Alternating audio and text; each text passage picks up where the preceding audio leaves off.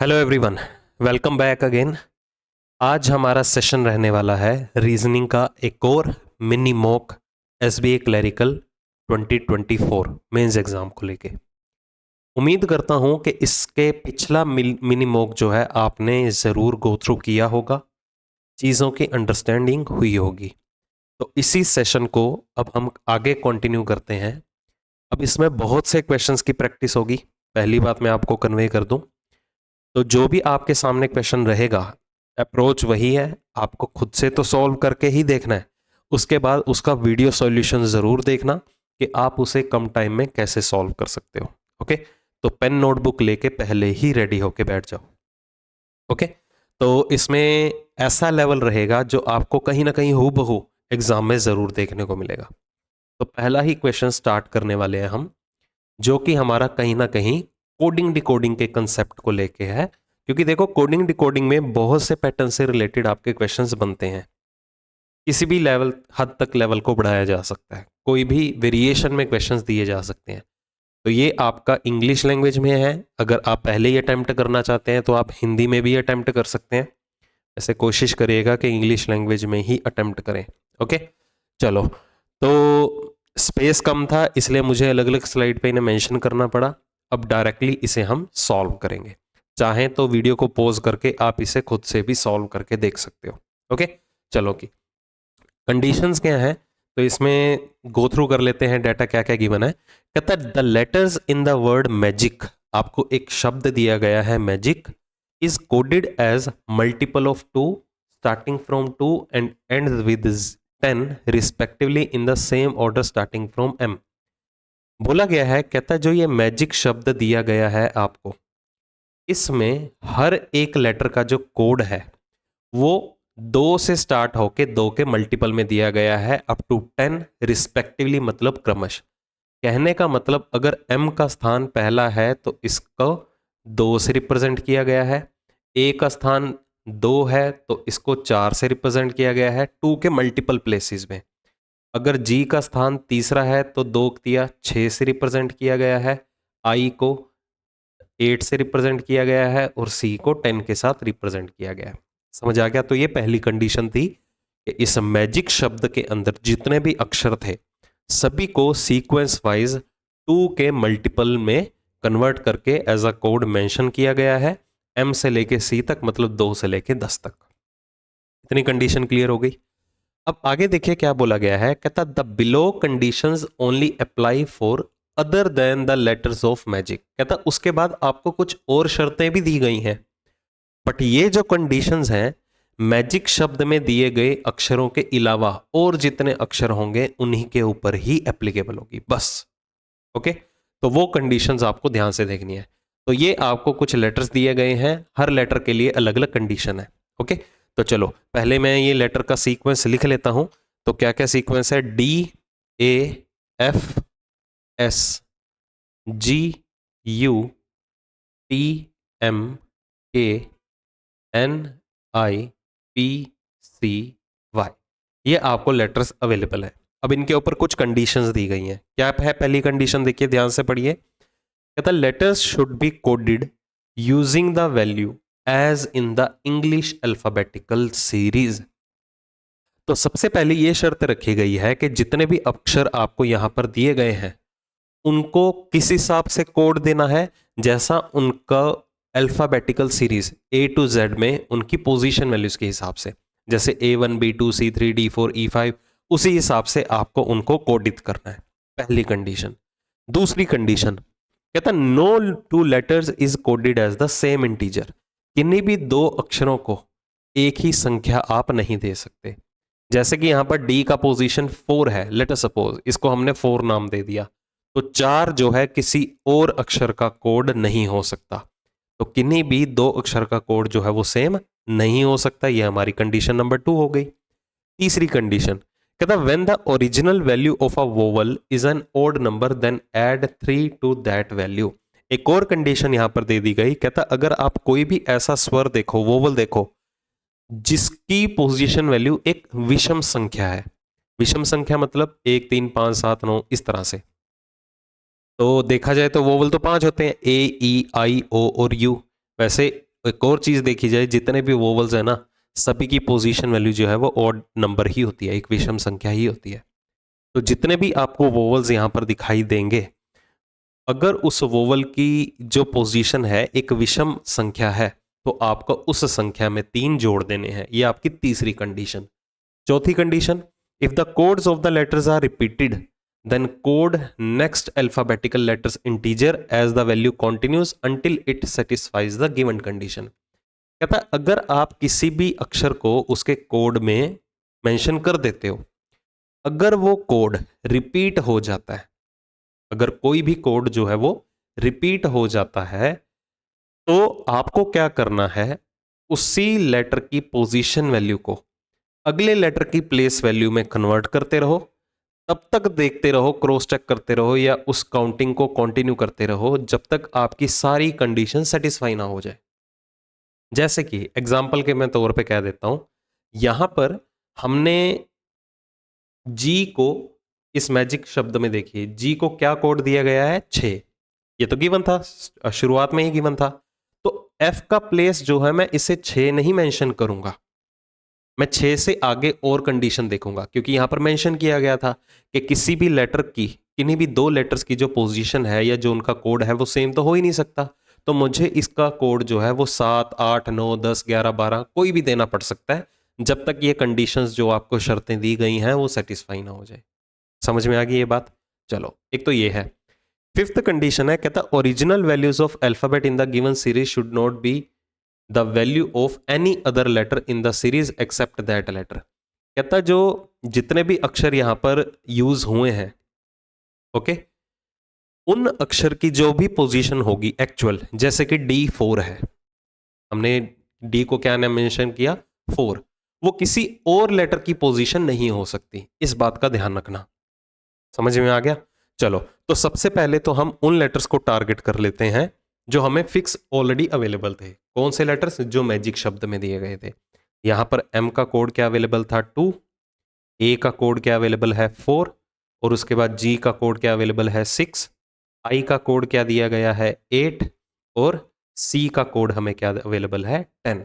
इसके अलावा बाकी जितने भी लेटर्स हैं उनके ऊपर इन कंडीशन को आपको सेटिस्फाई करना है। अब जैसे मान लेते हैं डी की पोजीशन, अल्फाबेटिकल सीक्वेंस के हिसाब से डी का प्लेस क्या होता है, 4, बट मैं इसे 4 नहीं दे सकता। क्यों? क्योंकि 4 जो है वो किसी और अक्षर की पोजीशन या कोड दिया गया है, किसका, ए का। तो आपको डी के प्लेस जो है वो 4 नहीं, 4 से कुछ और सोचना है एक्स्ट्रा। तो डी का प्लेस अगर हम 5 सोच लेते हैं, तो देखिए क्या यहां पर ऐसा लेटर है जिसकी कोडिंग या पोजीशन 5 अवेलेबल हो? नहीं। तो यहां से हमारा डी का कोड कंफर्म हो गया, क्या अवेलेबल होगा, 5। इसी तरह अगर हम बात करते हैं लेटर एफ की, लेटर बात करते हैं किसकी, एफ की, तो एफ की पोजीशन क्या होती है, 6, बट मैं इसे 6 नहीं दे सकता। क्यों नहीं दे सकता? क्योंकि वो तो जी की ऑलरेडी पोजीशन अवेलेबल है 6, तो किन्हीं भी 2 लेटर्स का कोड तो सेम हो ही नहीं सकता। क्या मैं इसे 7 दे सकता हूं? नहीं। रीजन बीइंग, 7 जो है वो जी की पोजीशन वैल्यू होती है। तो यहां पर मेंशन किया गया है ना कि अगर किसी भी लेटर की position value, actual position value, ठीक है, जो सीरीज में दिए गए लेटर के साथ मैच करती है, तो आपको वो कंसीडर नहीं करनी है। ओके, जो कि आपको 5th पॉइंट में अवेलेबल है। तो ना तो मैं इसे 7 दे सकता हूं, क्योंकि 7 किसकी प्लेस होती है, जी की पोजीशन होती है। तो 7 भी नहीं दे सकते। क्या 8 दे सकते हो? 8 भी नहीं दे सकते, क्योंकि 8 किसकी पोजीशन है, आई का कोड दिया गया है। ओके, क्या इसे आप 9 दे सकते हो? नहीं, क्योंकि आई की पोजीशन वैल्यू ही 9 होती है। क्या आप इसे 10 दे सकते हो? बिल्कुल भी नहीं, क्योंकि 10 किसका कोड है, सी का कोड है, ये देखिए। क्या आप उसे 11 दे सकते हो? वो भी नहीं दे सकते, क्योंकि लेटर के भी अवेलेबल है यहाँ पर। क्या पता के को ही 11 नंबर देना पड़ जाए इधर। तो आपको क्या देना पड़ेगा, इसे 12 दे सकते हैं। हाँ, 12 दे सकते हैं। देखो 12 जो है किसी भी लेटर की, देखो पोजीशन नहीं है, पहली बात तो, मतलब कि लेटर एल आपको दिया नहीं गया है। दूसरा, किसी भी लेटर का कोड भी अवेलेबल नहीं है, तो यहाँ पर एफ की पोजीशन फिक्स हो गई। देखो चीजें क्लियर हो रही हैं तो कमेंट सेक्शन में जरूर बता देना। ओके, इसी तरह एस का प्लेस कितना होता है, 19। तो देखो 19 भी किसी लेटर का कोड नहीं है अभी तक। यू का प्लेस कितना है, 21, बट ध्यान से देखिए, यू एक वोवल है, तो वोवल से रिलेटेड हमें कंडीशन दी गई थी एक। क्या कंडीशन थी?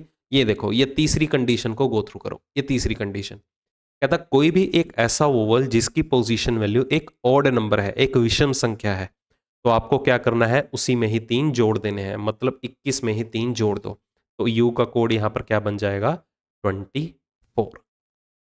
क्लियर। टी की पोजीशन कितनी होती है, 20, एज इट इज मेंशन कर दो, क्योंकि किसी भी और लेटर का कोड ये रिपीट नहीं हो रहा। के का प्लेस कितना होता है, 11, देखो 11 किसी के साथ मैच हो रहा है, नहीं हो रहा। एन की पोजीशन क्या मार्क करेंगे, 14, बिल्कुल ठीक है, ये भी किसी भी और लेटर का कोड नहीं है अवेलेबल। पी की पोजीशन 16 और वाई की पोजीशन क्या होगी, 25। तो मतलब यहां पर हर लेटर को उसकी एक्चुअल पोजीशन के साथ कन्वर्ट करना है, और इस बात का ध्यान रखना है वो किसी और लेटर के कोड के साथ उसकी पोजीशन मैच ना हो। तो ये सारे के सारे कोडिंग हमने हर लेटर की यहां पर गिवन कर ली। अब देखो क्वेश्चन हलवा आते हैं, तो ऐसे क्वेश्चन से घबराना नहीं है, अगर वैसे आप इनकी प्रैक्टिस कम करोगे, रीजन बीइंग ये आपको सिचुएशन रेयर देखने को मिलेंगी कहीं ना कहीं, बट जितने भी मिले ऐसे क्वेश्चंस को हमेशा लास्ट मोमेंट पे जाके ही सॉल्व करना। ओके, चलो इससे रिलेटेड क्वेश्चन देखिए, कहता है यू और आई की वैल्यूज का सम क्या है, ठीक है, मानों का योग क्या है। अब यू और आई की पोजीशन देख लो क्या है, यू है 24, आई कितना है 8, तो 24 और 8 कितने हो गए 32, तो आंसर आ जाएगा आपका बी ऑप्शन। अगला क्वेश्चन देखिए, कहता what is the product, product मतलब गुणा करना है, मल्टीप्लाई निकालना है, किसका, वैल्यूज ऑफ एफ एंड सी। तो चलो देखो, एफ की पोजीशन क्या है 12, सी की पोजीशन क्या है 10, तो 12 को 10 से मल्टीप्लाई करना है, तो आपका रिजल्ट आ जाएगा 120, यहां पर भी बी ऑप्शन आंसर। तीसरा कहता what is the difference between the second highest and the third smallest value in the series. तो सबसे पहले तो आपको सेकंड हाईएस्ट वैल्यू पकड़नी है। हाँ जी, सेकंड हाईएस्ट वैल्यू यहां पर क्या है 25, सेकंड हाईएस्ट वैल्यू क्या है 24, तो एक तो सेकंड हाईएस्ट नंबर हो गया 24, और किसको ज्ञात करना है हमें, थर्ड स्मॉलेस्ट नंबर को। स्मॉलेस्ट नंबर यहां पर देखो कौन सा है, हाँ जी स्मॉलेस्ट नंबर है 2, जो कि एम की पोजीशन है। सेकंड स्मॉलेस्ट नंबर है ए, पोजीशन क्या है इसकी 4, तो थर्ड स्मॉलेस्ट नंबर कौन हो गया 5। तो बस आपको क्या करना था, इन दोनों का डिफरेंस निकालना है, तो 24 में 5 कम करोगे तो रिजल्ट कितना आ जाएगा 19। क्लियर हो गया पहला सेट। ओके, क्लियर है तो एक बार कमेंट सेक्शन में जरूर बता दीजिएगा मेरी सेटिस्फेक्शन के लिए। चलो बढ़ते हैं अगले क्वेश्चन के ऊपर। तो ये भी न्यू पैटर्न है कोडिंग डिकोडिंग का, तो इस क्वेश्चन को अटेम्प्ट करने की मैं आपको स्ट्रेटेजी बता देता हूं। सबसे पहले तो इसमें जो है आपको सिंबल्स, नंबर्स और लेटर्स तीनों का कॉम्बिनेशन दिया गया है। तो कोशिश ये करना, वैसे ये कोई हार्ड एंड फास्ट रूल नहीं है जो मैं आपको बताने जा रहा हूं, कोशिश यही करना कि पहले नंबर आइडेंटिफाई हो जाए, ये नंबर किस तरह से क्रिएट हुआ, क्योंकि जैसे ही आप नंबर्स को जज कर लेते हैं ना, तो आपको इजीली फिगर आउट हो जाता है कि किसी भी स्पेसिफिक वर्ड का कोड क्या होता है।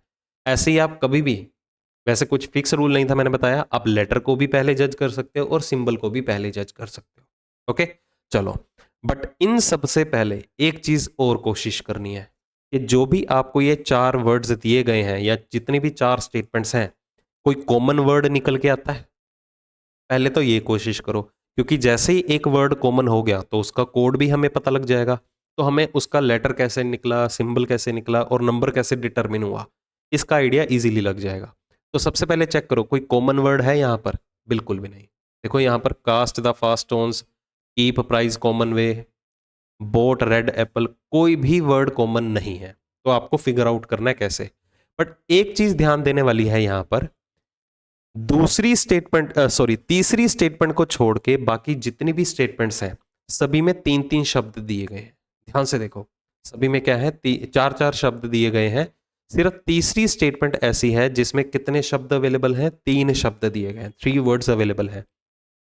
तो हर एक स्टेटमेंट एक चीज गो थ्रू करने वाली है कि सभी में अगर 4-4 वर्ड्स थे तो percentage, ampersand, hash, at the rate, देखो पहली स्टेटमेंट के कोड में जितने भी सिंबल्स यूज हुए हैं उनको टारगेट करो, percentage, ampersand, hash, at the rate, तो यही चारों के चारों आपको दूसरी स्टेटमेंट में भी अवेलेबल है। ये देखो हैश भी दिया गया है, परसेंटेज भी दिया गया है, एट द रेट भी दिया गया और एम्परसेंड भी दिया गया, यही चारों कोड यहाँ पर भी अवेलेबल है सिंबल्स की फॉर्म में। पर जब हम तीसरी स्टेटमेंट में आए तो यहाँ पर परसेंटेज, एम्परसेंड और हैश तो यूज हो रहा है, बट एट द रेट वाला कोई भी वर्ड यहाँ पर अवेलेबल नहीं है। ठीक है, तो आपको ये आइडिया लेके चलना है हर एक चीज का। तो चाहे आप पहले इसमें सिंबल आइडेंटिफाई कर लो, चाहे नंबर आइडेंटिफाई कर लो, चाहे लेटर आइडेंटिफाई कर लो। ठीक है, तो कैसे करेंगे? चलो पहले हम नंबर के ऊपर बढ़ते हैं। नंबर को टारगेट करो, नंबर जितने भी यूज हो रहे हैं ना वो 1 से लेके 26 तक है। तो अगर ये 1 से लेके 26 तक है तो दो ही सिचुएशन यूज हो रही है। या तो किसी भी लेटर की position value same as it is use हो रही होगी, पहली सिचुएशन।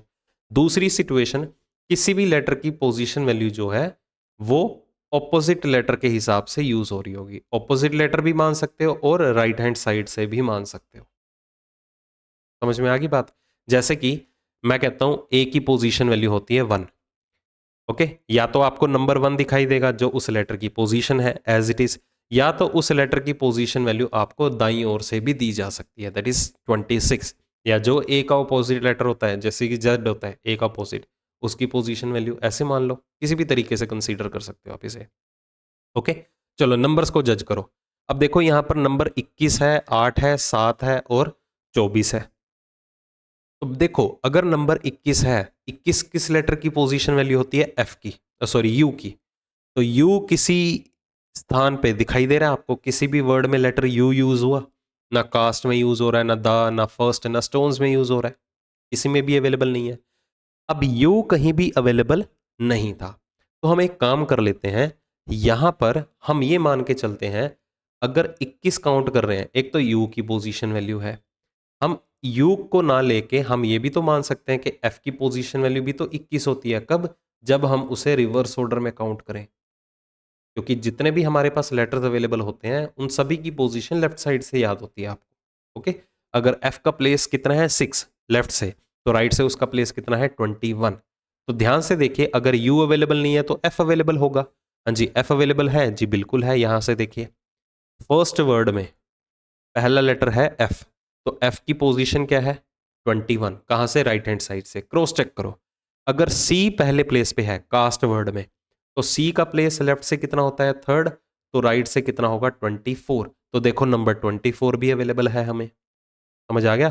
क्रॉस चेक करो, ऐसी ही चीजों को क्रॉस चेक करो, जैसे कि T20 द वर्ड में, अगर टी का प्लेस लेफ्ट से काउंट करने पे 20 है तो राइट से काउंट करने पे 7 होता है, तो देखो नंबर 7 भी अवेलेबल है। इसी तरह एस की पोजीशन अगर हम काउंट करें तो वो कितनी होती है? 19 लेफ्ट से, तो राइट से कितनी होगी? 8, तो हमें नंबर 8 भी अवेलेबल है। तो यहां से हमें नंबर तो आइडिया लग गया कि नंबर कैसे यूज हो रहा है, कि जो भी वर्ड की, जिस भी वर्ड के अंदर जो भी फर्स्ट लेटर यूज हो रहा है, कोई भी फर्स्ट लेटर यूज हुआ, उस फर्स्ट लेटर की पोजीशन हमें रिवर्स ऑर्डर में देखनी है। क्लियर? तो यहां से हम कोई भी वर्ड उठा लेते हैं, जैसे कि दा वर्ड उठा लिया। वर्ड में नंबर ऑफ लेटर्स कम होंगे ना जिसमें, सबसे पहले उसको प्रायोरिटी देना, क्योंकि जज करना आसान हो जाता है। तो दा का कोड यहां से क्या निकल के आ रहा है? 7#V। कैसे पता चला? नंबर 7 से। ओके, चलो अब यहां पर सेफ साइड के लिए लेना चाहे तो एक और वर्ड ले सकते हैं, जैसे कि कास्ट वर्ड भी ले लो यहां से। तो कास्ट का कोड क्या है यहां पर? 24@G। कैसे पता चला? क्योंकि सी का प्लेस दाईं ओर से 24 होता है। समझ आ गई बात? चलो अब इनको आपस में कंपेयर करो। हमने दो वर्ड रख लिए। अब हम बात करेंगे यहां पर लेटर की, कि अक्षर कहां से आ रहा है। यहां पर लेटर यूज हो रहा है वी, बट द वर्ड में तो लेटर वी आ ही नहीं रहा। यहां पर लेटर यूज हो रहा है जी, तो कास्ट वर्ड में भी जी अवेलेबल नहीं है। बट ध्यान से देखिए, ई का ऑपोजिट क्या होता है? वी, क्योंकि ई का प्लेस है 5, वी का प्लेस है 22, तो दोनों का सम 27 बना। और अगर आपस में कोई भी दो लेटर्स आपस में पोजीशन वैल्यू का सम 27 बनाए, वो एक दूसरे के अपोजिट माने जाएंगे। क्रॉस चेक करो, टी का अपोजिट भी क्या होता है? जी होता है। तो मतलब कि यहां पर लेटर क्या यूज हुआ, कैसे यूज हुआ? जो भी वर्ड का लास्ट लेटर है, जो भी वर्ड का क्या था? लास्ट लेटर था, उसकी उसका क्या किया गया है? लास्ट लेटर का ऑपोजिट लेटर लिया गया है। लास्ट लेटर का ऑपोजिट लेटर कंसीडर किया गया। हाँ जी, इतना क्लियर हो गया? तो नंबर भी पता चल गया, फर्स्ट लेटर की पोजीशन रिवर्स सीक्वेंस में, लेटर भी पता चल गया, जो भी वर्ड का लास्ट लेटर होगा उसकी पोजीशन ऑपोजिट। ठीक है, मतलब उसको उसके विपरीत अक्षर के साथ रिप्लेस कर दिया गया। अब बारी आती है सिंबल्स की। चलो सिंबल्स देखो हमने लास्ट में क्यों पकड़े? क्योंकि सिंबल्स की वेरिएशन बहुत ज्यादा है। अब ध्यान से देखिए, अब हम जज तो कर सकते हैं ना कि किस वर्ड का कोड क्या बनने जा रहा है। हमें सिर्फ थ्योरी आइडेंटिफाई करनी है सिंबल्स की, कि हैश किसके लिए लगा, एट द रेट किसके लिए लगा, वगैरह वगैरह जो कुछ भी है। चलो ध्यान से देखिए, द वर्ड के लिए हैश यूज हुआ, और देखिए हैश किसके लिए यूज हो रहा है। देखो, अगर हम बात करें बी का प्लेस है 2, राइट से क्या होगा 25, तो बोट का कोड यहां से पता चल गया 25 %G।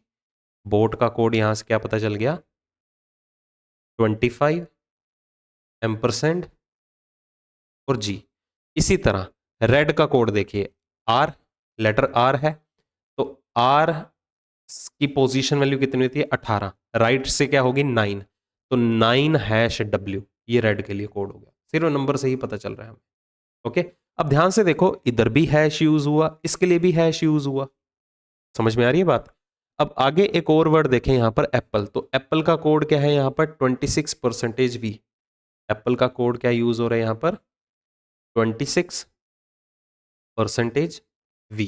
ठीक है, अभी तक दा और रेड को अलावा जितने भी वर्ड हमने उठाए सभी में डिफरेंट वर्ड यूज हो रहा था। चलो कुछ और पकड़ते हैं यहां पर। ठीक है, कोई और देखो।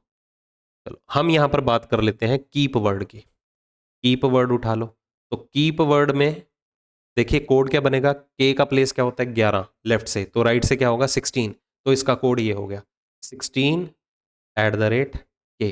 तो ध्यान से देखिए, कास्ट का भी एट द रेट आ रहा था और कीप वर्ड में भी एट द रेट, तो दोनों में क्या चीज कॉमन लग रही है। जैसे कि दा में भी क्या आ रहा था हैश, रेड का कोड भी क्या बन रहा था सिंबल की फॉर्म में हैश बन रहा था। तो दोनों में क्या चीज यूज हुई, दोनों में यूज हुई है नंबर ऑफ लेटर्स के हिसाब से, प्रायोरिटी नंबर ऑफ लेटर्स के हिसाब से।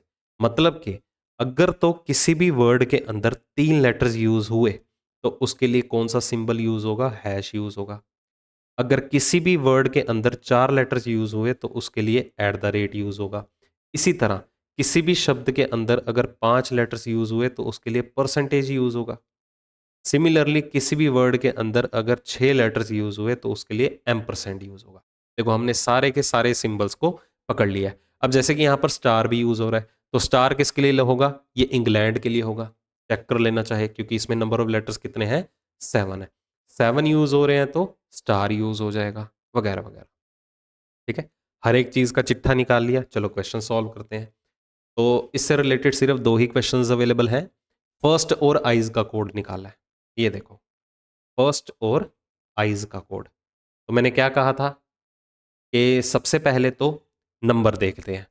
नंबर कैसे आया था, फर्स्ट लेटर की पोजीशन दाईं ओर से, तो यहां पर फर्स्ट लेटर क्या है एफ, एफ की पोजीशन है लेफ्ट से 6th, तो राइट से कितनी होगी 21। ई की पोजीशन लेफ्ट से है 5, तो राइट से कितनी होगी 22। तो ऐसा ऑप्शन देखो जिसमें ये दो नंबर आ रहे हो 21 और 22। तो 21 और 22 आपको सी ऑप्शन में अवेलेबल है, या तो आंसर नन ऑफ दीज होगा। तो मतलब ए, बी और डी ऑप्शन एलिमिनेट हो गया। इसी के साथ साथ लेटर कैसे आया, लास्ट लेटर का ऑपोजिट लेटर। जैसे यहां पर लास्ट लेटर है टी, टी का ऑपोजिट क्या हो गया जी, एस का ऑपोजिट क्या होता है एच। तो देखो यहां पर जी और एच भी आ रहा है 22G, सॉरी 22H और 21G। अब बात रहेगी सिंबल्स के ऊपर, तो यहां पर एक 4 अक्षर वाला शब्द है और एक 5 वाला है। 4 के लिए एट द रेट, 5 के लिए परसेंटेज।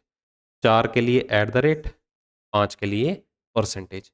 तो यही दोनों कोड देखिए आपको सी ऑप्शन में अवेलेबल है। समझ आ गया।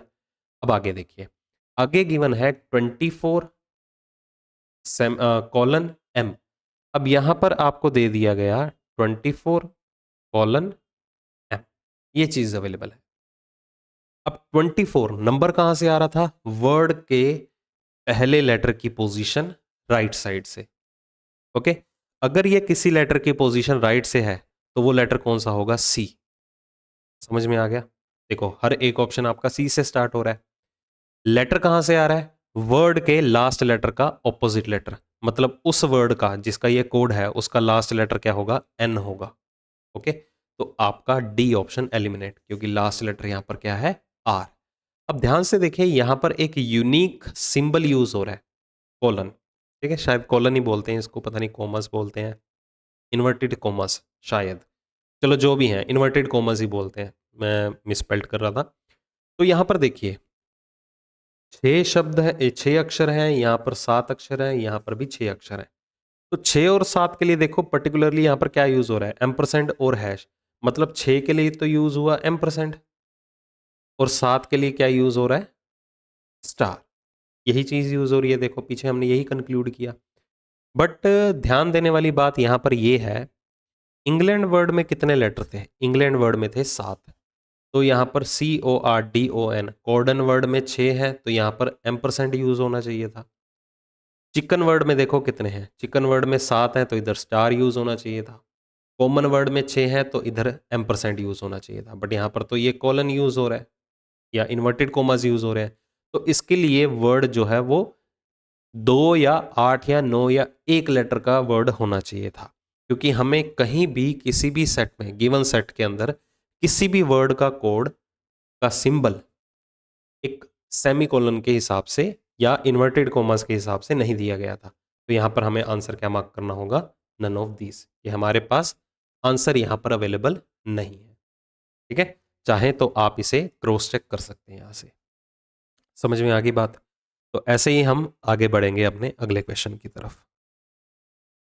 तो नेक्स्ट क्वेश्चन हमारा है सिटिंग अरेंजमेंट को लेके। सिटिंग अरेंजमेंट ट्रायंगुलर टेबल से रिलेटेड है। वीडियो को पॉज करो और इसे खुद अपने लेवल पे सॉल्व करके देखिए। हिंदी इंग्लिश दोनों लैंग्वेजेस में अवेलेबल है, बट मैं एक्सप्लेन करूंगा ओनली इंग्लिश लैंग्वेज में, रीजन बीइंग स्पेस बहुत कम है मेरे पास। ठीक है, चलो। कहता है 12 पर्सन आपको दे दिए गए हैं, are sitting at the triangular table. एक ट्रायंगुलर टेबल के अराउंड बैठे हैं। ट्रायंगुलर टेबल मतलब ऐसा।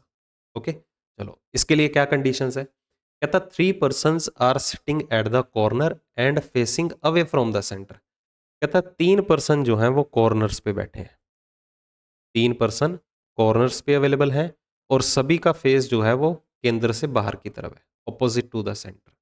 ओके, आगे देखिए। Consecutive number of persons are sitting on the sides of the table and all are facing inside the table. Consecutive number of persons मतलब क्रमांगत संख्याएं, मतलब कि जितने भी ये साइड्स ऑफ द टेबल हैं इस पे कंसेक्यूटिव नंबर ऑफ पर्सन्स बैठे हैं। मतलब अगर इधर 1 है तो इधर 2 हो जाएंगे, इधर 3 हो जाएंगे, इस तरह से। ओके, अब मुझे एक बात बताओ, टोटल नंबर ऑफ पर्सन 12 थे, 12 में से 3 तो कॉर्नर पे बैठे हैं, बाकी बचे 9 जो हैं वो साइड्स पे बैठे होंगे। अब इन 9 को 3 क्रमांगत संख्याओं में कैसे डिवाइड कर सकते हो कि एक साइड पे 2 पर्सन बिठा दिए, दूसरी साइड पे 3 बिठा दिए और तीसरी साइड पे 4 बिठा दिए। हो गए देखो 12 पर्सन। क्लियर है?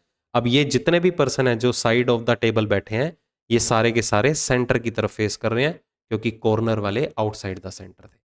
ठीक है, मैं प्रॉपर बना देता हूं।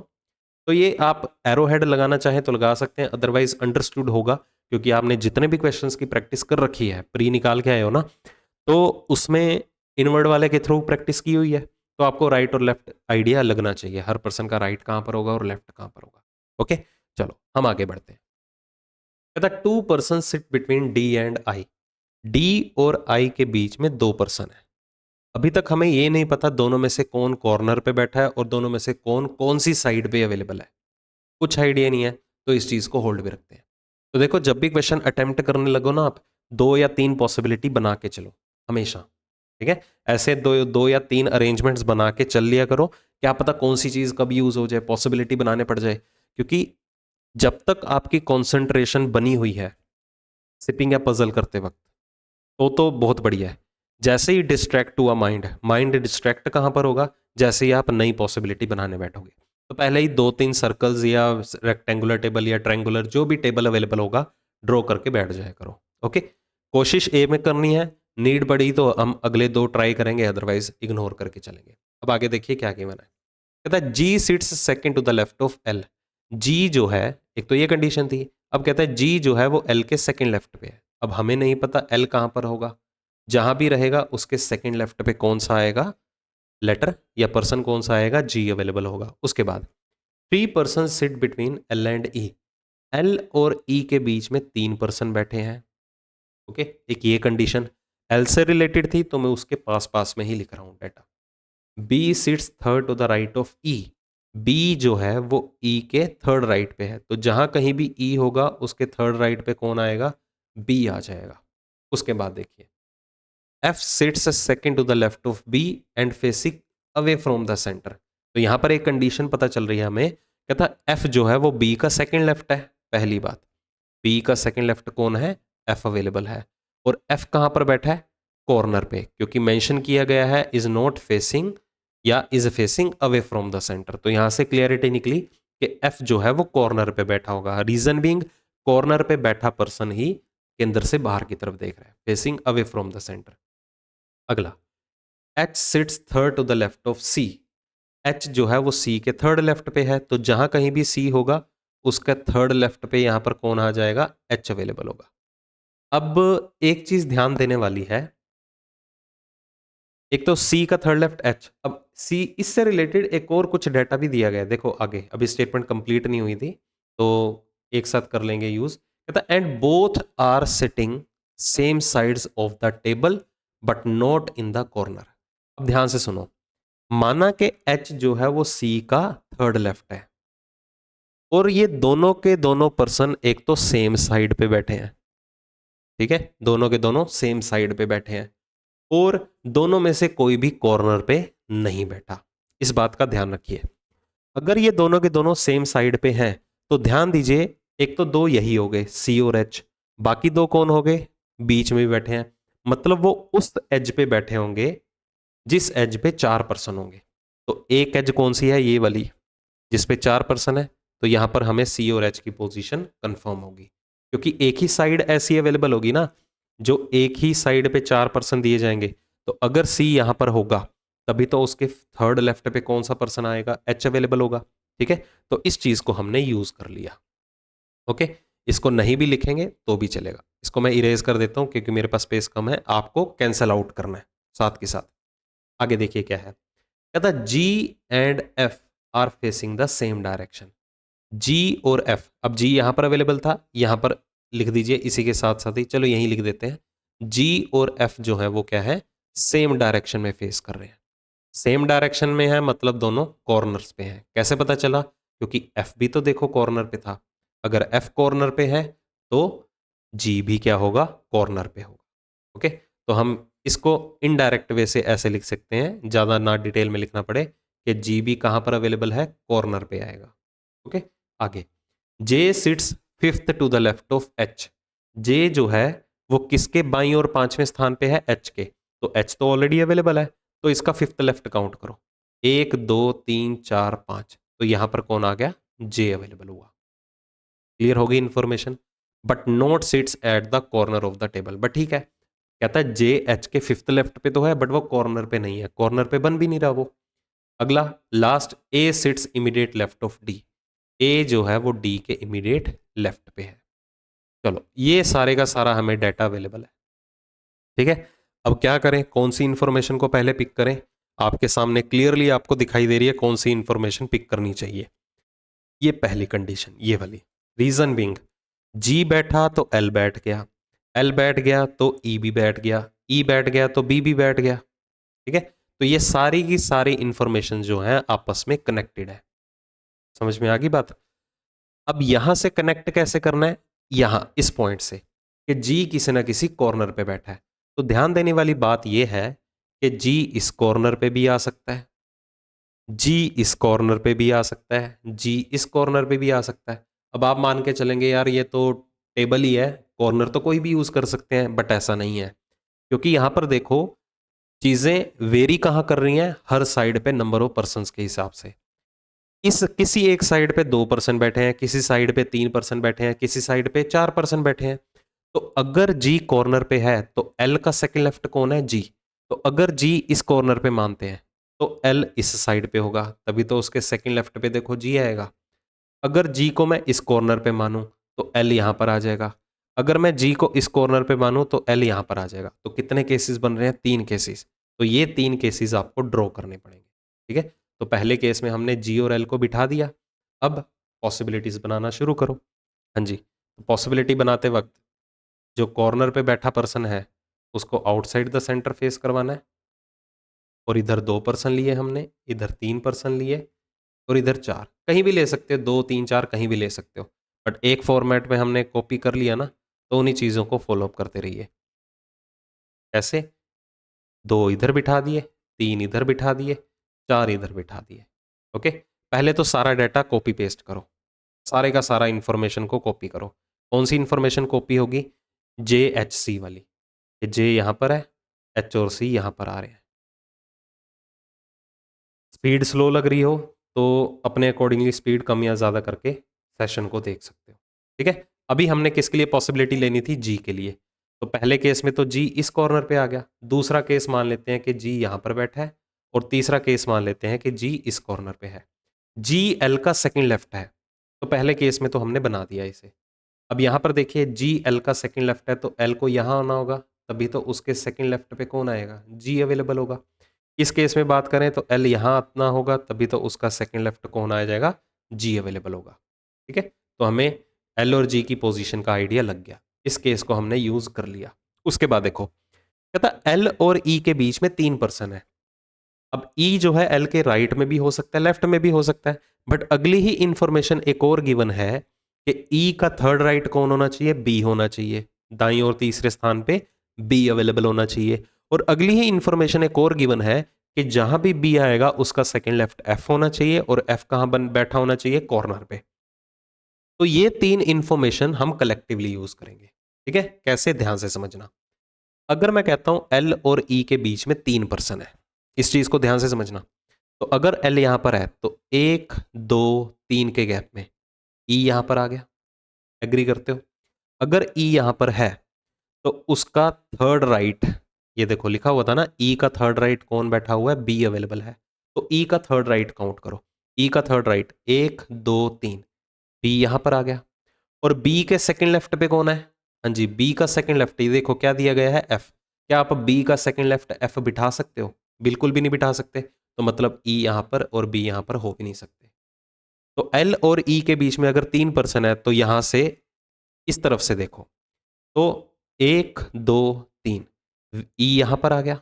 देखो एल और ई के बीच में 3 पर्सन है, और ई का थर्ड राइट कौन है? बी अवेलेबल है, तो ई का थर्ड राइट बनाओ। हाँ जी, ई के दाईं और तीसरे प्लेस पे 1 2 3, यहां पर कौन आ गया? बी अवेलेबल हो गया। और बी का सेकंड लेफ्ट कौन अवेलेबल है? एफ, और एफ कॉर्नर पे होना चाहिए। देखो सारा डाटा अवेलेबल है। अब बी का सेकंड लेफ्ट सी आ रहा है, एफ को कहां बिठा दोगे? मतलब इस केस में आप सिचुएशन कंसीडर कर ही नहीं सकते हो। ये वाला पूरे का पूरा केस जो है आपका वैनिश आउट हो गया। अब आते हैं इस केस के ऊपर। तो क्या बोला था मैंने कि एल और ई के बीच में 3 पर्सन है। ठीक है, तो सबसे पहले तो एल और ई के बीच में 3 पर्सन, 1 2 3, यहां पर एल आ गया, तो सॉरी ई आ गया। कितना क्लियर है? और ई का थर्ड राइट कौन है? हाँ जी, ई का थर्ड राइट है बी। ओके, ये गिवन था ना हमें दूसरी कंडीशन में। ये देखो ई का थर्ड राइट बी बनाओ। हाँ जी, ई का थर्ड राइट 1 2 3, यहां पर बी आ गया। बट बी का सेकंड लेफ्ट हमें एफ चाहिए, वो भी कॉर्नर, बिठा ही नहीं सकते। ओके, क्योंकि बी के सेकंड लेफ्ट पे ऑलरेडी सी बैठा हुआ है, तो मतलब हम यहां पर ई को नहीं ले सकते। तो एल और बी के बीच में 3 पर्सन है, तो एल और ई के बीच में अगर 3 पर्सन है तो 1 2 3 हमें ई यहां लेना होगा। और ई का थर्ड राइट कौन है? बी। चलो ई का थर्ड राइट लेते हैं। ई का थर्ड राइट 1 2 3, यहां पर बी आ गया। और बी का सेकंड लेफ्ट देखो कौन आ गया है? कौन आ गया? एफ आ गया।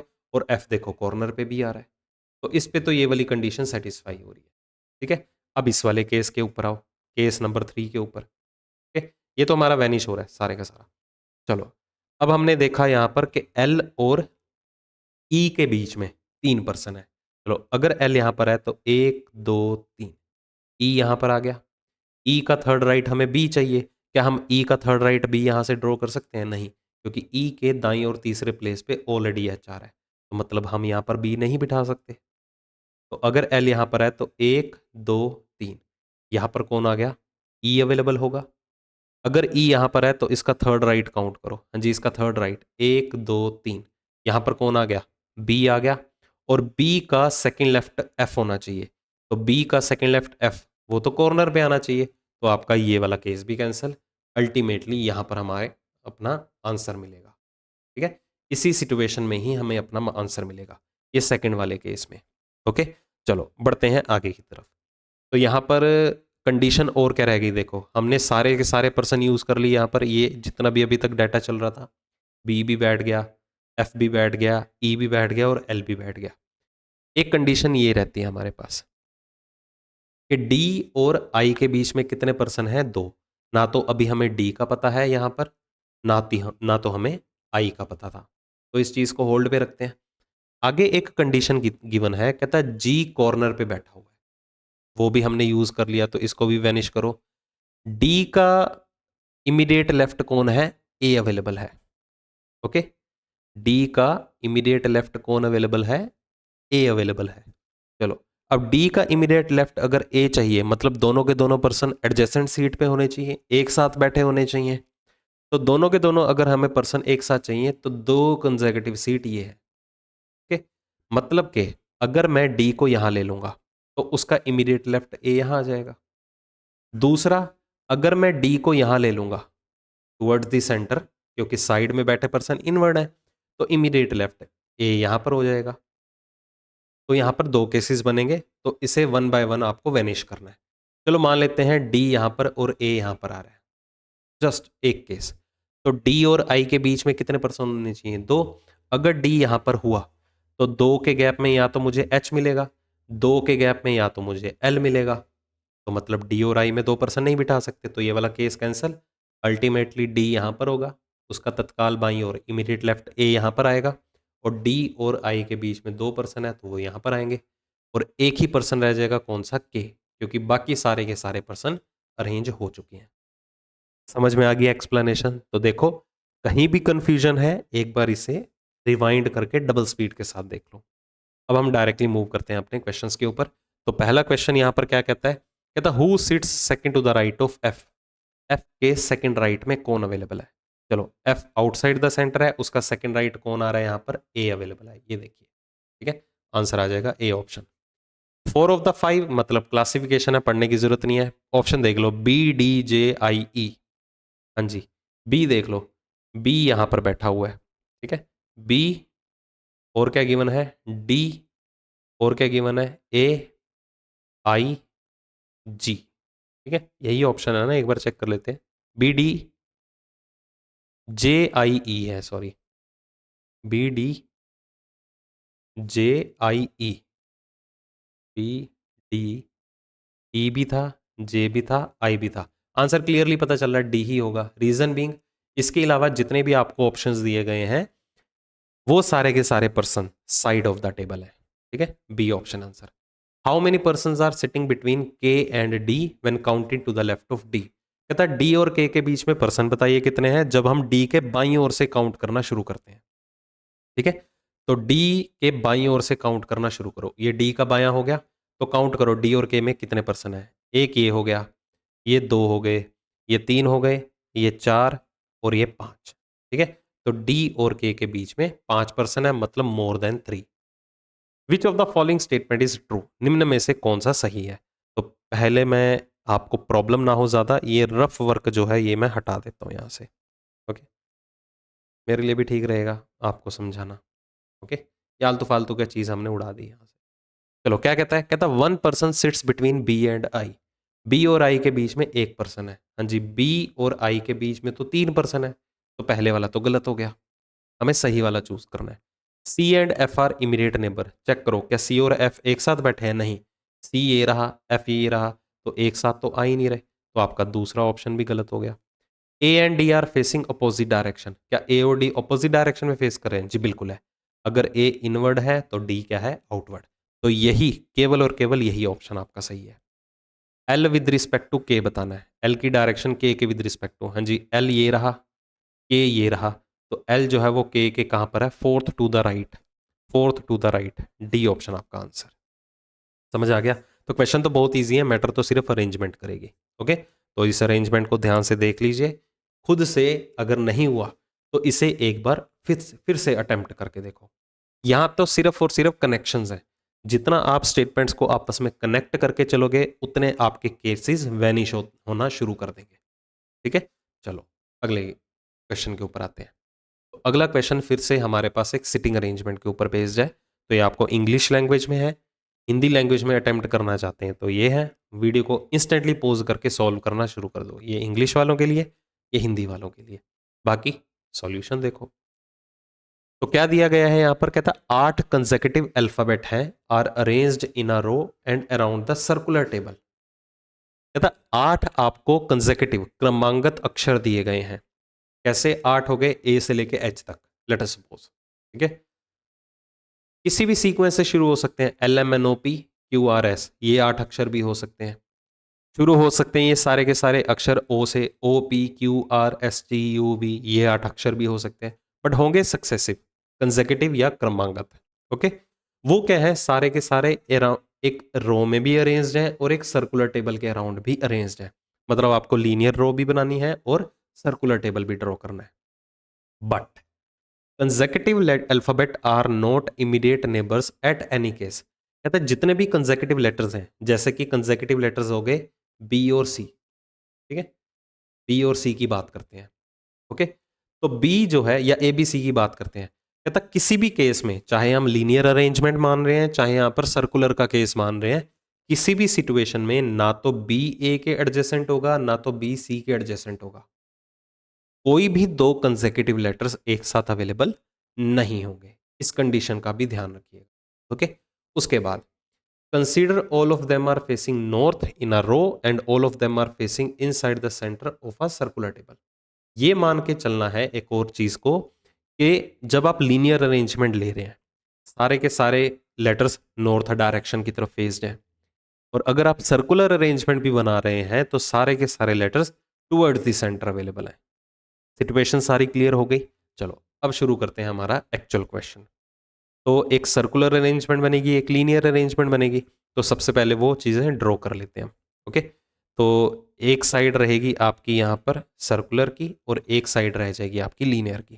तो मैं टेबल ड्रॉ कर देता हूँ पहले यहाँ पर, एक second रुकिएगा।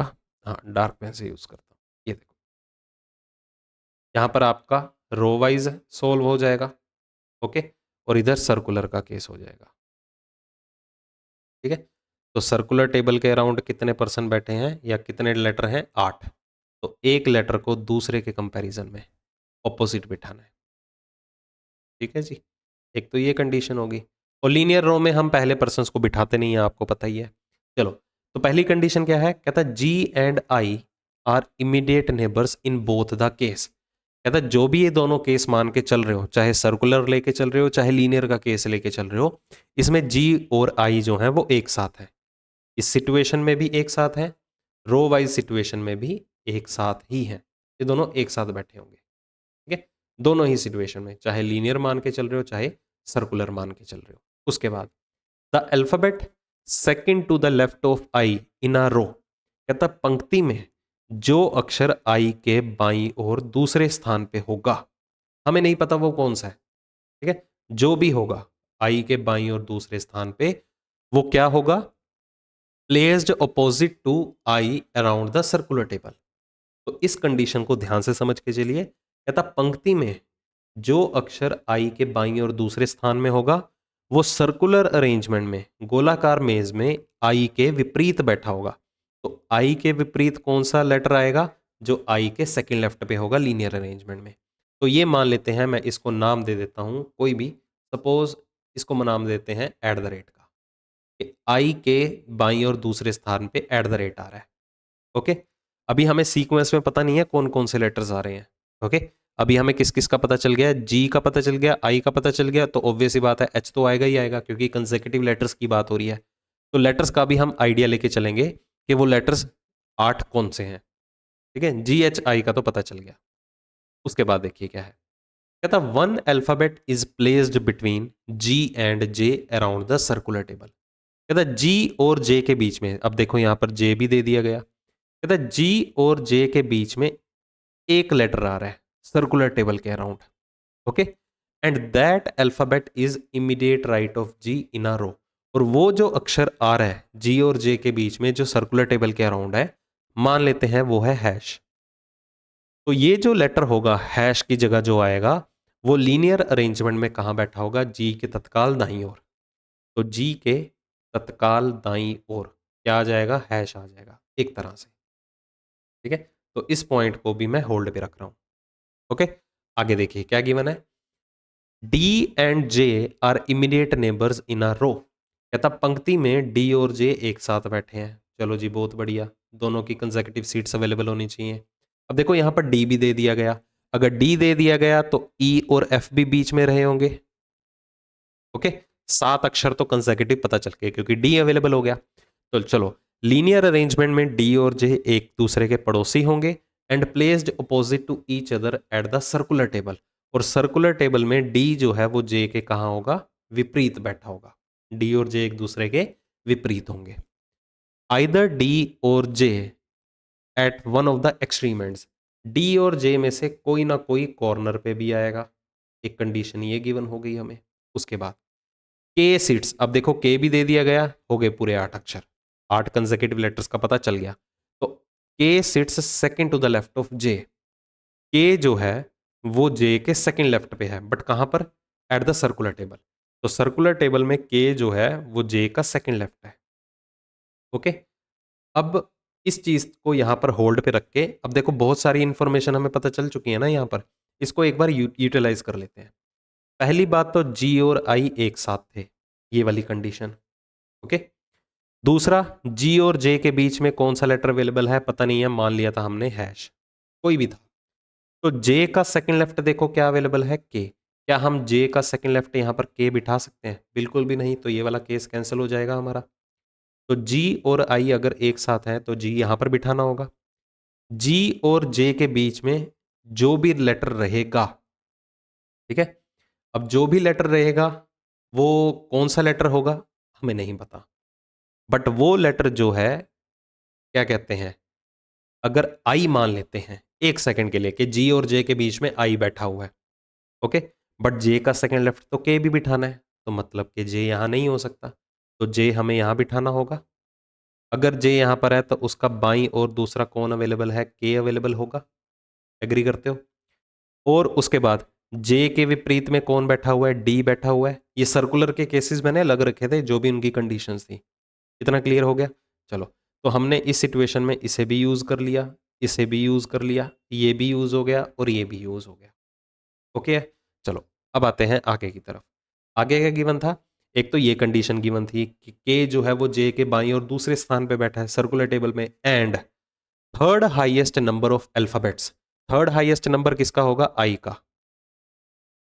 Okay, third highest number of the alphabet, third highest number I का होगा ना, क्योंकि हाईएस्ट के का है, सेकंड हाईएस्ट जे का, तो थर्ड हाईएस्ट किसका होगा, आई का। Between them in a row, और के जो है माना कि वो जे के बाएं और दूसरे स्थान पे है, और जो थर्ड हाईएस्ट अल्फाबेट है ना नंबर की फॉर्म में, वो उन दोनों के बिटवीन में है। मतलब के और जे के बीच में कौन आ रहा है, आई आ रहा है। इतना क्लियर हो गया। And is right of J in a row, और वो जे के दाईं ओर है। ओके, अगर वो जे के दाईं ओर है तो ध्यान दीजिए हमें डी और जे से रिलेटेड एक इंफॉर्मेशन गिवन थी कि दोनों कहीं में से कोई ना कोई कॉर्नर पे जरूर आएगा। तो मैं इतना श्योर हूं कि दोनों के दोनों राइट कॉर्नर पे नहीं हो सकते। रीजन बीइंग, अगर दोनों में से कोई भी राइट कॉर्नर पे हुआ, मान लो जे है या डी है, या जे इधर है डी इधर आया, तो इसके दाईं ओर हमें आई कहां से मिल जाएगा बताओ, क्योंकि कंडीशन तो यही दी गई है। तो इतना मुझे क्लियर हो चुका है कि ये दो पोजीशन किसके लिए रहेंगी, जे और डी के लिए। Got it. आगे बढ़ते हैं।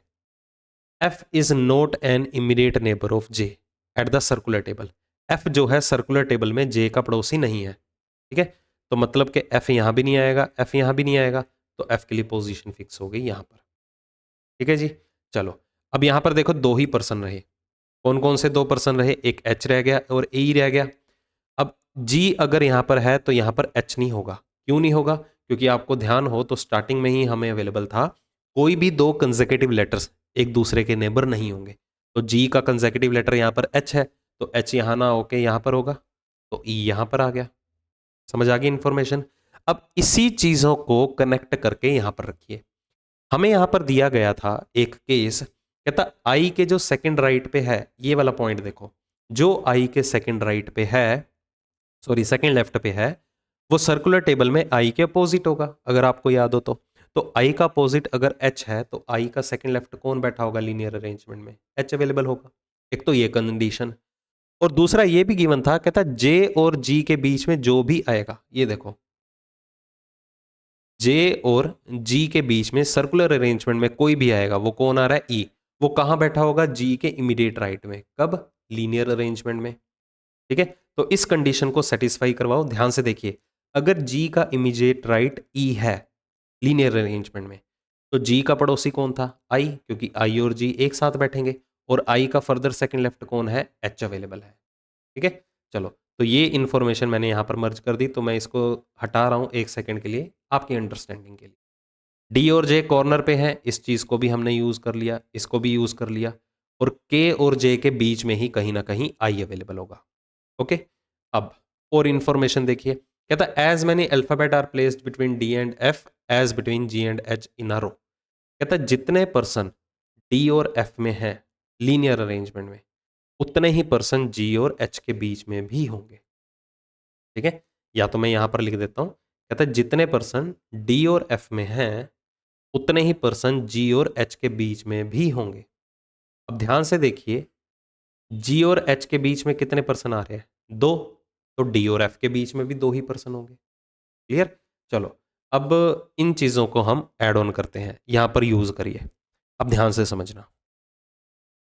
मान लेते हैं अगर जे और डी किसी न किसी कॉर्नर पे थे, तो मैं दो केसेस बना लेता हूं। अगर डी यहां पर है और जे यहां पर है, अगर डी यहां पर है तो जे यहां पर हुआ।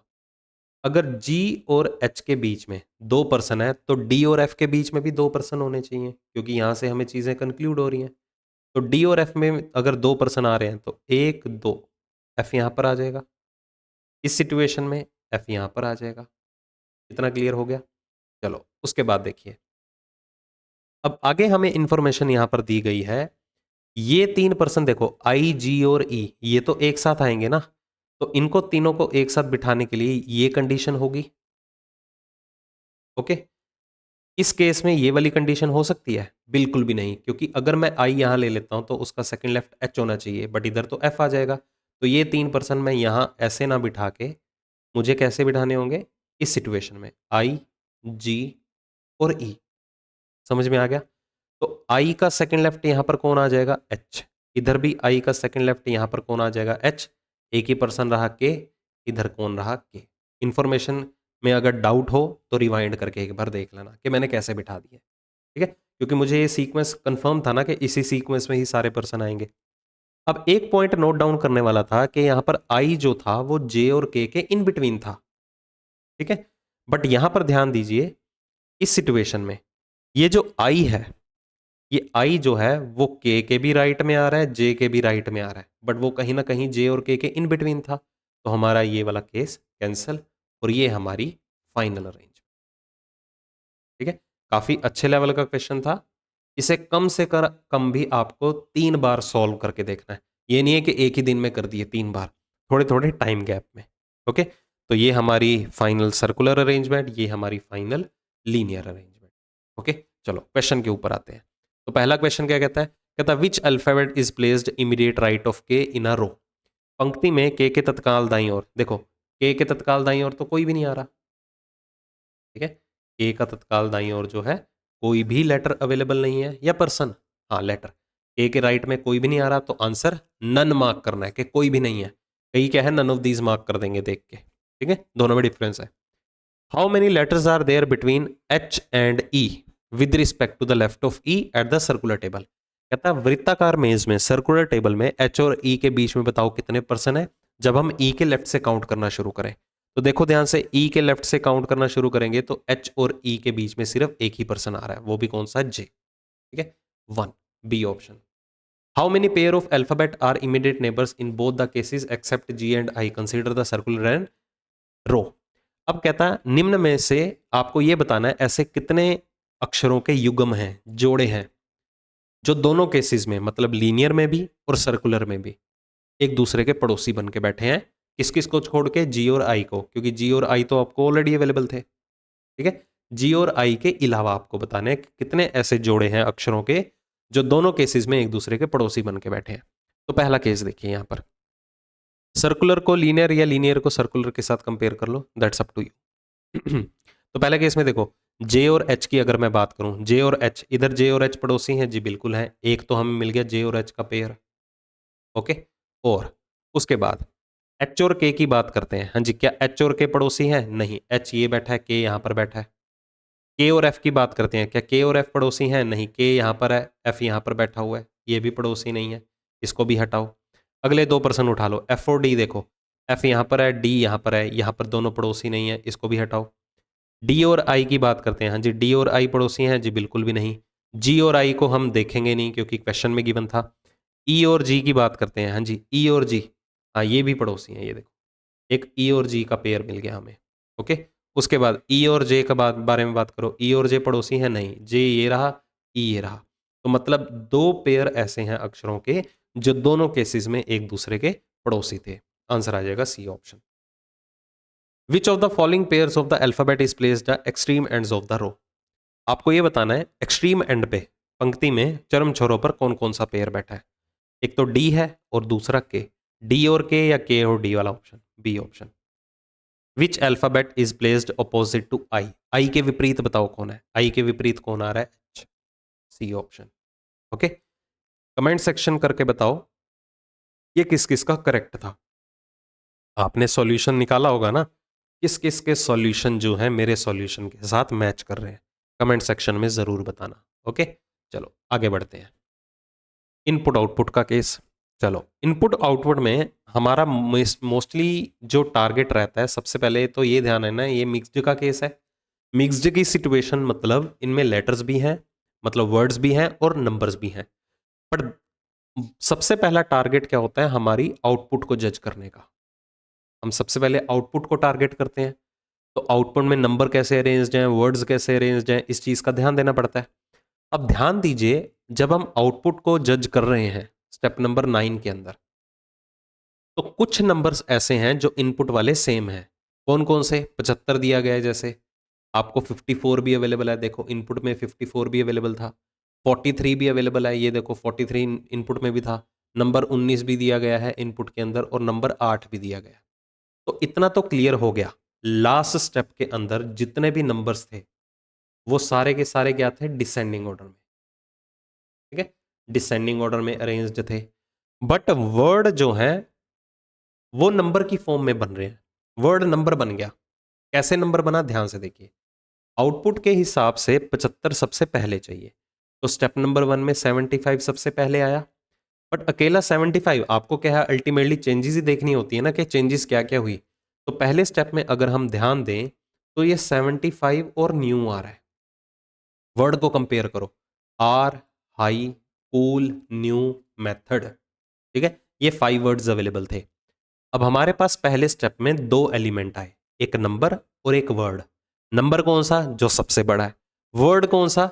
जिसके पहली लेटर की पोजीशन सबसे बड़ी है, या मैं कह सकता हूं जो डिक्शनरी में सबसे आखिरी में आएगा।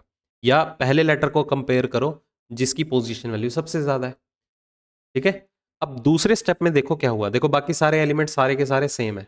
ये देखो 08 आ गया, आर भी आ गया, 19 आ गया, हाई आ गया, फिर कूल आ गया, फिर 54, फिर 43 और मेथड। तो यहां पर 75 और न्यू आए। अब अगले ही स्टेप में देखिए, न्यू को छोड़ के बाकी सारे के सारे एलिमेंट सेम है। ये देखिए, अब न्यू की जगह एक नंबर आ गया यहां पर 42। अब ये न्यू की जगह 42 कैसे बना? अब न्यू वर्ड में आपको 42 बनाना है इसे, तो इसको एक ही तरीके से बना सकते हो, पहले तो इसकी पोजीशन वैल्यूज ले लो। ठीक है, तो W की पोजीशन कितनी होगी? 23। तो 23 और 5 कितने होते हैं? 28। 28 और 14 कितने होते हैं? 42। ओके, तो मतलब कि यहां पर आपको कंसेक्यूटिवली 2 स्टेप्स देखने पड़ेंगे, 2 स्टेप्स देखने पड़े। 2 स्टेप, पहले स्टेप में क्या हुआ, सबसे पहले एक नंबर और एक वर्ड अरेंज हुआ। नंबर कौन सा? जो सबसे बड़ा है। वर्ड कौन सा? जो डिक्शनरी के हिसाब से सबसे आखिरी में होगा। फिर दूसरे ही स्टेप में क्या हुआ, जो ये वर्ड अरेंज किया था इसमें जितने भी लेटर्स यूज हुए सभी लेटर की पोजीशन वैल्यू का सम कर दिया, सम ऑफ ऑल दी लेटर्स, सभी लेटर्स की पोजीशन वैल्यू को जोड़ दिया गया। अब क्रॉस चेक करना है तीसरे स्टेप में यही वाला पैटर्न कंटिन्यू हुआ या नहीं। जैसे कि पहले स्टेप में तो 75 और न्यू ये 2 वर्ड अरेंज हो गए थे, ठीक है, तो इनको तो छेड़ेंगे नहीं क्योंकि इनकी पोजीशन फिक्स हो गई। थर्ड स्टेप में देखो 75 से छोटा नंबर देखो 54 है, और न्यू के पहले डिक्शनरी में कौन बैठा होगा? मेथड। तो अल्फ़ाबेटिकल ऑर्डर के हिसाब से ऐसा भी है। तीसरे स्टेप, फोर्थ स्टेप में क्या हुआ, ये एज इट इज और मेथड में जितने भी लेटर्स थे उनको उनकी पोजीशन वैल्यू में कन्वर्ट करके सभी लेटर्स की पोजीशन वैल्यू का सम कर दिया गया। ठीक है, तो हमें पैटर्न का आइडिया हो गया एक बार। तो अब जो ये इनपुट है, एक बार इसका आइडिया लीजिए, ये बनी कैसे है। मैं आपको आइडिया दे देता हूं अगर हल्का सा भी डाउट है। देखो ध्यान से, सबसे पहले हम बनाएंगे स्टेप नंबर 1। स्टेप नंबर 1 में सबसे पहले आएगा नंबर, कौन सा, जो सबसे बड़ा है। सबसे बड़ा नंबर यहां पर कौन है, 70, तो 70 रख दिया हमने। फिर एक वर्ड भी आएगा, कौन सा वर्ड आएगा, जिसकी पोजीशन वैल्यू जिसके फर्स्ट लेटर की पोजीशन वैल्यू सबसे बड़ी है, क्योंकि वही डिक्शनरी में सबसे आखिरी में होगा। तो वर्ड्स हम डिसेंडिंग ऑर्डर में अरेंज करेंगे। तो अगर मैं सभी को आपस में कंपेयर करूं तो यहां पर रन वर्ड जो है सबसे आखिरी में आएगा डिक्शनरी में। ठीक है, तो सबसे पहले यही अरेंज होगा और बाकी के सारे वर्ड्स क्या होंगे, सेम एज इट इज। तो आपको करना कैसे है, काउंट करने की नीड नहीं है कि आप लेफ्ट से अरेंज करिए राइट से। 70 और रन के अलावा जितने भी एलिमेंट्स हैं एज इट इज लिख दो। कौन कौन है, 27, फिर है हमारे पास ब्लॉक, उसके बाद क्या गिवन है, बिगिन, उसके बाद क्या गिवन है, 39, फिर 41, उसके बाद मेमोरी। अभी लिखने की भी ज़रूरत नहीं है पूरा वर्ड, जब इसकी बारी आएगी अरेंज करने की तो हम वर्ड पूरा लिख देंगे। ठीक है, तो टाइम सेव करना है। तो दूसरे स्टेप में क्या होगा, जो इससे पिछले स्टेप में हमने वर्ड अरेंज किया था, मतलब कि रन, इसमें जितने भी लेटर्स हैं सभी की पोजीशन वैल्यू का सम ले लो। रन में कौन कौन होगा, R18, U21 और N14, इन सभी नंबर्स को ऐड कर दो। तो 14 और 18 कितने हो गए, 32, 32 में 21 जोड़ो तो 53। रेस्ट सारा सेम हो जाएगा, लिखने की नीड नहीं है। ये 27, ये ब्लॉक लिखना चाहते हो तो चलो लिख लेते हैं, ये 27, ये ब्लॉक, ठीक है, ये बिगिन। वर्ड पूरा बाद में लिखेंगे जब वो अरेंज होने वाला होगा, ऐसे ही फालतू में टाइम नहीं वेस्ट करना। 40 और ये इरेजर, ओके, या इरेज, जो भी वर्ड गिवन था। अब आती है तीसरे स्टेप की बारी। तो तीसरे स्टेप में 70 और 53 फिक्स रहेंगे, क्योंकि अभी अभी तो आपने इनको अरेंज किया है। अगले स्टेप में आएगी 70 से छोटे नंबर की बारी। हाँ जी, इनपुट में देखो 70 से छोटा नंबर कौन है, 46, तो यहाँ पर 46 आ जाएगा। इनपुट में देखिए रन के पहले डिक्शनरी में कौन आएगा वर्ड, मेमोरी, तो आप मेमोरी को अरेंज करो। यहाँ पर इसे पूरा लिख दो, क्योंकि अगले स्टेप में इसमें सारे लेटर्स यूज होंगे। अब यहाँ पर 46 और मेमोरी यूज हुआ, 46 और मेमोरी के अलावा सारा सीक्वेंस यहाँ से एज इट इज लिख दो। 27 ब्लॉक, उसके बाद क्या है, बिगिन, 39, 41 और इरेज। समझ आ गया। चलो, तो फोर्थ स्टेप में क्या करना है आपको, 70, 53, 46 एज इट इज। तो मेमोरी वर्ड में सभी लेटर्स की पोजीशन वैल्यू का जोड़, 13 और 5 18, 18 और 13 कितने हो गए, 33, 33 और 15 कितने हो गए, 48, 48 और 18 कितने हो गए 48 और 18 हो गए 66, 66 और 25 कितने हो गए हमारे पास, 91, 91। बाकी सारा सेम, ब्लॉक, ठीक है, बिगिन, उसके बाद है 39, फिर 41, फिर इरेज। ओके, तो चाहे तो एलिमेंट आप काउंट कर सकते हैं यहाँ से आगे चल के। तो एलिमेंट कितने हैं हमारे पास, यहाँ पर हमारे पास 5 वर्ड्स हैं और 5 ही हमारे पास नंबर हैं, मतलब कि 10 एलिमेंट होने चाहिए। फिफ्थ स्टेप में आते हैं। तो फिफ्थ स्टेप में 70, 53, 46, 91 ये सारा सेम रहेगा। आपको एग्जाम में ऐसे लिखने की जरूरत नहीं है, आप डायरेक्टली इन्वर्टेड कॉमास भी यूज कर सकते हैं। जितना हो सके कम से कम पेन यूज कीजिए, क्योंकि आपको इनकी जगह पर पता है कौन कौन आने वाला है। चलो, अब पिछले स्टेप में हमने क्या किया था, 70 और 46 अरेंज कर लिए, तो 46 से छोटा नंबर देखो इनपुट में। इनपुट में देखना है, पिछले स्टेप में नहीं देखना, गलती कर बैठोगे नहीं तो। अब हम 41 को लाएंगे यहाँ पर, ठीक है, 41 को उतारा यहाँ पर, एक तो 41 आया। वर्ड की कैटेगरी में कौन आएगा, इरेज, क्योंकि मेमोरी से पहले इरेज बैठा होगा डिक्शनरी में, डिसेंडिंग ऑर्डर चल रहा है ना, तो इसको पूरा लिख दो, क्योंकि अगले स्टेप में सारे लेटर्स यूज होने वाले हैं। तो 27 से आगे सारे कंटिन्यू कर दो, 27, फिर ब्लॉक आ जाएगा, फिर बिगिन आ जाएगा, उसके बाद 39 आ जाएगा। समझ में आ रही हैं चीज़ें। चलो, सिक्स्थ स्टेप बनाते हैं। अब सिक्स्थ स्टेप में 70, 53, 46, 91, 41 एज इट इज। इरेज में जितने भी लेटर्स यूज हुए सभी की पोजीशन वैल्यू को ऐड करो। 18 और 5 कितने हो गए? 23। 24। 24 और 19 कितने हो गए? 43। 43 और 5 कितने हो गए? 48। 48। उसके बाद बाकी सारा सेम, क्योंकि उसके साथ तो कुछ छेड़खानी हुई नहीं ना अभी तक। और 39। चलो अब आते हैं हमारे 7th स्टेप के अंदर। तो 7th स्टेप में 70, 53, 46, 91, 41, 48 ये तो सेम एज इट इज आएगा। अभी हम अरेंज करके बैठे हैं इनको। अब इसके बाद हमारे पास बारी आ जाती है 41 से छोटे नंबर की। 41 से छोटा नंबर है यहाँ पर 39। चलो 39 आया। वर्ड की कैटेगरी में देखो, इरेज से पहले कौन बैठा होगा? ब्लॉक बैठा होगा या बिगिन? ब्लॉक बैठा होगा। रिवर्स ऑर्डर, क्योंकि ब्लॉक में दूसरा लेटर एल है, बिगिन में दूसरा लेटर ई है, तो ब्लॉक पहले आएगा ना। चलो 31 और ब्लॉक, बाकी एज इट इज 27 और बिगिन। चलो तो यहाँ पर 8वां स्टेप आ गया। 8वें स्टेप में 70, 53, 46, 91, 41, 48 और 39 ये एज इट इज। अब यहाँ पर आगे क्या करना है आपको? जो ये वर्ड है अगला, कौन सा? ब्लॉक। ब्लॉक में सभी लेटर्स की पोजीशन वैल्यू का सम लेना है। 2, 12 और 2 कितना हो गया? 14। 14 और 15 29 और 3 32। 32 और 11 कितने हो गए? 43। 27 बिगिन। अब ध्यान से सुनिए। अब जो अगला स्टेप है आपका, ध्यान से देखो, अगर हम पिछले क्वेश्चन को ही आपस में कंपेयर करें तो किस तरह से ये अरेंजमेंट में आ रहे थे। ठीक है, सेम एज इट इज यहां पर अब आपका आएगा 9th स्टेप।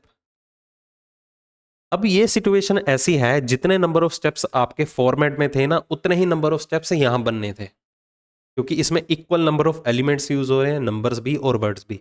अगर आपने ये चीजें बेसिक से सीख रखी होंगी ना, तो आपको ये मेरी बात समझ में आई होगी। तो लास्ट स्टेप के अंदर देखिए क्या होने वाला है। अब ये आखिरी स्टेप बनने जा रहा है, क्योंकि आपको 39 के बाद क्या चाहिए था? 27। 27 ऑलरेडी अवेलेबल है, और शब्द चाहिए था आपको बिगिन, वो ऑलरेडी अवेलेबल है ना। तो इसको रिकाउंट तो करेंगे नहीं हम, इसको अगले स्टेप में कन्वर्ट कर देंगे। मतलब जो स्टेप रिपीट हो गया उसको रिकाउंट नहीं करना, उसके बाद की एक्टिविटी को आपको फॉलो करना है। मतलब 27 और बिगिन शब्द के सभी लेटर्स की पोजीशन वैल्यू का सम ले लो। तो क्या आ जाएगा? 2 और 5 7, 7 और 7 14, 14 और 9 23 और 14 कितने हो गए? 37। ठीक है, तो ये हमारी फाइनल आउटपुट बनी स्टेप नंबर 9 के अंदर। समझ में आ गई चीजें? चलो अब इससे रिलेटेड देखो क्वेश्चन क्या गिवन है। कहता how many steps are required to get the final output. अभी तो बता के हटे हैं 9 स्टेप्स में आउटपुट आएगी, चेक कर लो चाहे। ठीक है, चलो अगले में देखिए।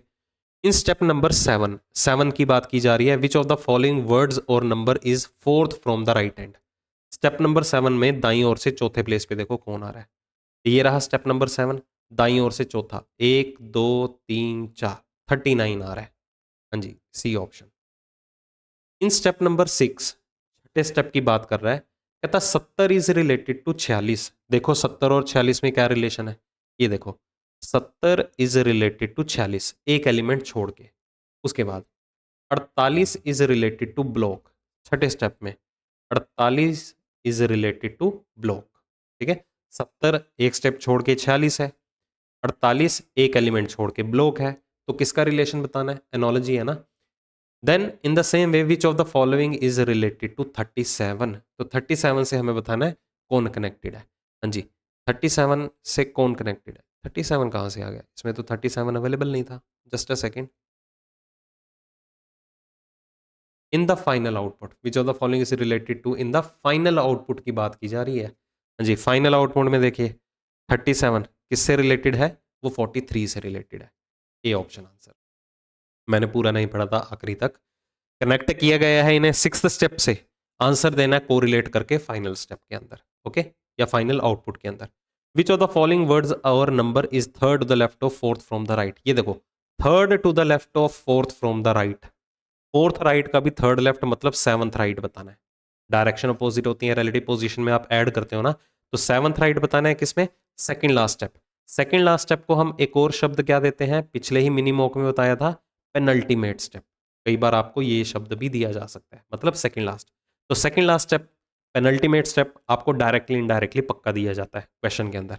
ये दो क्वेश्चन पेट हैं। एक तो फाइनल आउटपुट बताइए कितने स्टेप्स में आ रही है, और पेनल्टीमेट स्टेप पक्का पूछा जाता है। ठीक है, चलो पेनल्टीमेट स्टेप में 7th राइट पे बताना कौन आ रहा है। 1 2 3 4 5 6 7 कौन आ रहा है? 91। ओके, क्योंकि पेनल्टीमेट स्टेप 7th या निकालना था 3rd to the left of 4th from the right in the second last step. ठीक है, 7th फ्रॉम द राइट 1 2 3 4 5 6 7, ये तो 91 आना चाहिए। 91 क्या हमने ऐड गलत किया है क्या मेमोरी में? 13 दूना 26, एडिशन देख रहा हूँ कहीं मैंने गलत तो नहीं ऐड कर दिया, क्योंकि अगर ऑप्शन दिया गया तो कुछ और होना चाहिए। 13 और 13 कितने हो गए? 26, 26 और 5 कितने हो गए? 31 और 15 46, 46 और 18, हाँ 89 आएगा। मैंने ऐड गलत किया, ये 91 की जगह सभी जगह में 89 आएगा। माई मिस्टेक, सॉरी, ये 89 आएगा, ऐड गलत कर दिया मैंने, सारा 89 है। इसकी तो पोजीशन चेंज भी नहीं हुई ना, चलो 89 आएगा, सॉरी ए ऑप्शन। ठीक है, मैंने ऐड गलत कर दिया था। ठीक है, यहाँ पर भी देखो 89 है। ओके, चलो कैसा लगा सेशन तो प्लीज़ बताइएगा, लेवल कैसा था वो भी ज़रूर बताना, क्योंकि चांसेस यही है कि आने वाले सेशंस में मैं ऐसा यूनिक लेवल से रिलेटेड जिसमें कैंडिडेट फंस सकते हैं, कई पहली बार भी देखेंगे, इतनी प्रैक्टिस भी नहीं होगी और करने का तरीका भी नहीं पता होगा, क्योंकि जब भी नई टाइप आती है कोई भी इतना जल्दी रिस्क नहीं लेगा ऐसी सिचुएशन में, तो इनको कैसे हैंडल करना है, तो ऐसे लेवल के क्वेश्चन मैं और भी लाता रहूँगा। ठीक है, तो जैसे भी है प्लीज़ अपने वैल्यूएबल कमेंट ज़रूर बताइएगा, जो भी आप सोच रहे हैं सेशंस को लेके, और हो सके तो बाकियों के साथ शेयर भी कर देना। जल्द ही मिलूंगा मैं आपको अपने अगले मिनी मॉक के साथ। Take care.